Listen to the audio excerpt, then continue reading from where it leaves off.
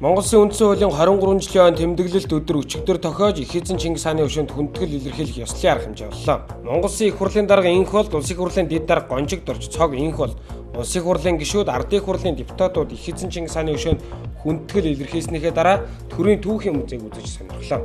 Монголын ард түмэн үндэсний эрхчлөө тусгаар тогтнолоо сэргээ мандуусны 103 жилийн ой зориулсан ерөнхийлөгчийн нэрэмж цомын төлөөх чансаа өндөр шигшмэл 128 бүхийн барилдаа өнгөрсөн 2014 оны 12 дугаар сарын 29-нд болсон. 4 дахь жилдээ зохион байгуулагдсан шигшмэл хүчтүгийн барилдаанд Увс аймгийн Баруун сумын харьяат Хилчээ спорт хороо Увснуур дэвжээ Монгороос цэвдмэд нэгдлийн бүх улсын аварга Мөнхбат 2 дахь удаага төрүүлж ерөнхийлөгчийн цомыг гард авсан юм а.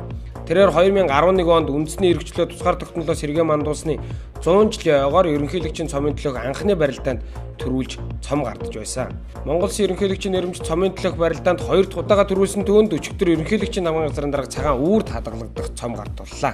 Төрийн байгуулалтын байнгын орны өчигдрийн хуралдаанаар Монгол Улсын ерөнхийлөгчөөс өргөн мэдүүлсэн нийтийн сонсголын тухай хуулийн төслийн хилцэх хэсгийг хилцээд гишүүдийн олонхын дэмжлээ. Өнгөрсөн оны 7 дугаар сарын 8-ны өдөр өргөн мэдүүлсэн уг хуулийн төслийг холбогдох байнгын ороогоор хилцүүлж зарчмын зөрүүтэй асуудлыг хилцүүлгийн явцад эргэж харах зүйтэй гэсэн юм а. Хууль зүйн байнгын орны хуралдаанаар төсвийн тодголын төслийг хилцлээ. Сангийн яам нь хуулийн байгууллагуудын урсгал зардлыг танахдаа болгоомжтой хандах ёстойг хуралдаанд даргалагч анхааруулж байсан бөгөөд гол шүүмж саналууч таналтаас болж хүний эрхийн зөрчил, бодлогын хувьд алдаа дутагдал гарч болзошгүй хуулийн байгууллагын хэвийн үйл ажиллагаа алдагдах тухай байлаа.